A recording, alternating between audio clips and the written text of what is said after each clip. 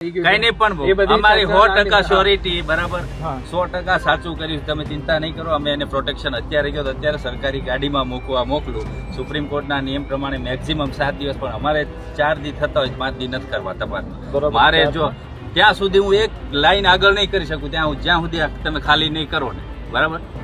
મારે કોઈને તપાસવા મોકલવા, મારે 17 જગ્યાએથી કોલ ડિટેલ મંગાવી, આ તે બધું અમારા હાથમાં નથી હોતું કે અમે કરીએ એટલે તરત આવી જાય. અમારે કોઈક બીજી એજન્સી ઉપર આધાર રાખવો પડતો હોય, તમને ખબર જ છે. અને ખોટું થવાનું નથી એટલી યાદ રાખજો તમે, એ મારી ગેરંટી. બરાબર, 100% ન્યાય મળશે આ લોકોને.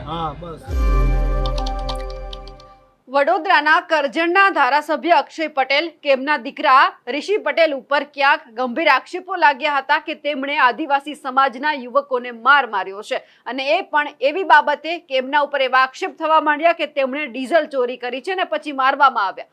લગભગ 15 તારીખે આ ઘટના બની હતી. તેમ છતાં આ વ્યક્તિએ જે રીતે નિવેદન આપ્યું, ક્યાંક પોલીસ છે એ ઠાગાઠૈયા કરતી હતી ફરિયાદ નોંધવામાં, અને પછી આદિવાસી સમાજ મેદાનમાં આવ્યો અને હવે આખરે જઈ અને પોલીસે ફરિયાદ નોંધી છે.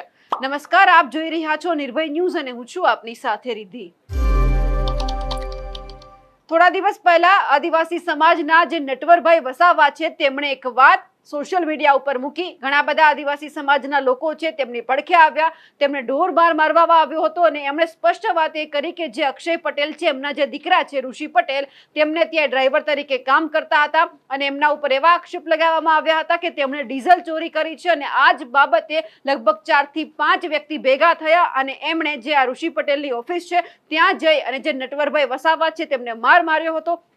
અને એ જ બાબતે જ્યારે એમને ગંભીર ઇજાઓ પહોંચી હતી એટલા માટે એમને હોસ્પિટલમાં પણ દાખલ કરવામાં આવ્યા હતા. પણ હવે આ તમામ બાબતે લગભગ આદિવાસી સમાજના જે આગેવાનો છે તે લડતા હતા કે પોલીસ છે તેમાં ગંભીર તપાસ કરે અને ક્યાંક ફરિયાદ પણ લે અને એટ્રોસિટી મુજબ અહીંયા ફરિયાદ પણ નોંધવામાં આવે. જો આ એટ્રોસિટી એક્ટ અંતર્ગત ફરિયાદ નોંધવામાં નહીં આવે તો પછી ઉગ્ર આંદોલન થશે, રસ્તા ઉપર આદિવાસી સમાજના જે આગેવાનો છે તે ઉતરશે. આવી ચીમકી આપવામાં આવી અને એ જ પછી ક્યાંક પોલીસ છે તે સક્રિય અને હવે આખરે રહી અને ફરિયાદ નોંધી છે. ફરિયાદમાં શું ઉલ્લેખ કરવામાં આવ્યો છે, કેટલા વ્યક્તિની સામે ફરિયાદ નોંધવામાં આવી છે તેમની ચર્ચા કરીએ.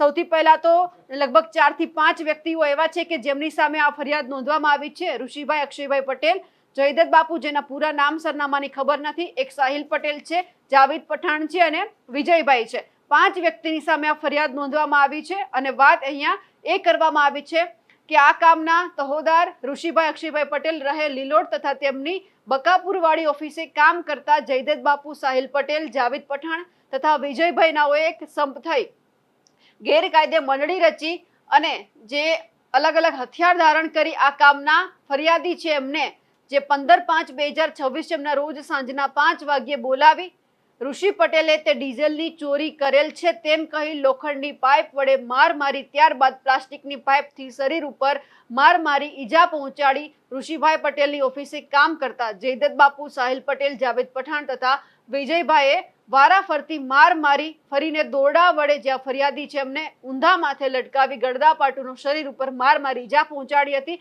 અને સાથે અપશબ્દ પણ બોલ્યા હતા. અપશબ્દ બોલીને અપમાનિત પણ કર્યા હતા. ખરાબ અને ગંદી ગાળો આપી અધમુઆ જેવું કરીને મૂકી જતા રહ્યા હતા. અને એ જ બાબતે હવે છે આજે 22 તારીખ છે, 22 તારીખે આજે આ ફરિયાદ નોંધવામાં આવી છે. પણ સવાલ એ થઈ રહ્યો છે કે જ્યારે આવી ઘટના સામે આવે છે ત્યારે હંમેશા એ સવાલ ઉભો થાય છે કે આદિવાસી વિસ્તારના લોકોની સામે જો અન્યાય થયો હોય છે, જ્યારે આ ઘટના બને છે ત્યારે પોલીસ છે કંઈ જ કરતી નથી. 5 દિવસ, 10 દિવસ, 15 દિવસ વીતી જાય છે. પછી જ્યારે સમાજ ભેગો થાય છે, સમાજ આંદોલનની ચીમકી આપે છે, સરકારની સામે પડવાની વાત કરે છે, ત્યારે જ કેમ આ બધું થાય છે. લગભગ 4 થી 5 દિવસથી જે આદિવાસી સમાજના આગેવાનો હતા એ તમામ લોકો જ્યાં પોલીસ સ્ટેશન છે ત્યાં જતા હતા, કહેતા હતા કે તપાસ કેટલે પહોંચી છે, ક્યારે થવાની છે. એટલે અહીંયા પોલીસ ઉપર સવાલ ઉભા થતા હતા કે ભારતીય જનતા પાર્ટીના ધારાસભ્યના જે દીકરા છે તેમણે આ કામ કર્યું એટલા માટે આ તપાસ નહોતી થતી. અહીંયા ઋષિ પટેલનું નામ સામે આવ્યું એટલા માટે ક્યાંક તેમની સામે આ કાર્યવાહી નહોતી થતી, એટલા માટે જે આ વ્યક્તિ છે તેમને ન્યાય નહોતો મળતો. હવે એટ્રોસિટી એક્ટ અંતર્ગત ફરિયાદ તો નોંધી લીધી છે, પણ હવે આવતીકાલનો જે કાર્યક્રમ છે એ લગભગ મોકૂફ રાખવામાં આવ્યો છે. એટલે અહીંયા એ પણ થયું કે જો આદિવાસી સમાજના લોકો છે પોલીસ સ્ટેશન બહાર ભેગા થશે, હલ્લા બોલ કરશે, હોબાળો કરશે, તો પછી ક્યાંક પોલીસની સામે પણ પાણી આવશે અને એમને કાર્યવાહી તાબડતોબ કરવી પડશે. એટલા માટે જ ક્યાંક આ નિર્ણય લેવામાં આવ્યો કે આ તમામ લોકો અહીંયા ભેગા થાય, પોલીસ ઉપર સવાલ ઉઠાવે, ભારતીય જનતા પાર્ટી ઉપર સવાલ ઉઠાવે, એ પહેલા જ તમે કાર્યવાહી કરી દો. હવે આદિવાસી વિસ્તારના લોકોની માંગ એવી પણ છે કે ચાલો અમે કાલનો કાર્યક્રમ મુલતવી રાખ્યો, પરંતુ જ્યાં સુધી આ વ્યક્તિની ધરપકડ કરવામાં નહીં આવે ત્યાં સુધી અમે શાંતિથી બેસવાના નથી. હવે માંગ એ છે કે જલ્દીથી જલ્દી આ 5 વ્યક્તિની ધરપકડ કરવામાં આવે.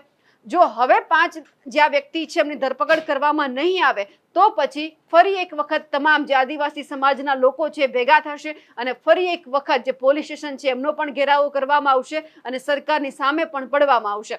પણ સવાલ હજુ પણ એ જ થઈ રહ્યો છે કે જે આદિવાસી વિસ્તારમાં આવી ઘટનાઓ બને છે તો પોલીસ કેમ સક્રિય નથી થતી. મેટ્રો સિટીમાં તો જ્યારે આવી કોઈ ગુના આપણી સામે આવે છે તો પોલીસ છે ત્યાં તાબડતોબ પહોંચી જાય છે, એમની સામે ઝડપથી કાર્યવાહી કરી દેવામાં આવે છે 2 થી 3 દિવસની અંદર, તો એ વ્યક્તિ છે પકડાઈ ગયો હોય છે. પણ જ્યારે આવા વિસ્તારની વાત આવે છે ત્યારે કેમ અહીંયા તો જે ફરિયાદી છે વાત કરતો હતો કે મને મારવામાં આવ્યો છે, સામે છે એ વ્યક્તિને કેટલી જગ્યા ઉપર જે ઘા વાગ્યા છે, તેમ છતાં પોલીસ આ બધું જોઈ અને એવું વિચારતી હતી કે ચાલો કરીશું, આવું તો થયા કરે. એટલે સવાલ ગુજરાતની પોલીસ ઉપર પણ છે કે જ્યારે આવી ઘટનાઓ સામે આવે છે ત્યારે કેમ પોલીસ છે તે મૌન બની અને ઊભી રહે છે. ખેર અત્યારે ફરિયાદ નોંધી લેવાય છે, પણ ક્યારે ધરપકડ કરવામાં આવે છે તેમને લઈને પણ સવાલ ઊભો થયો છે. અમારા અહેવાલને લઈને આપનું શું માનવું છે કમેન્ટ કરીને ચોક્કસથી જણાવજો. સાથે જ અમારી નિર્ભય ન્યૂઝ ચેનલને લાઇક, શેર અને સબસ્ક્રાઇબ કરવાનું ભૂલશો નહીં. નમસ્કાર.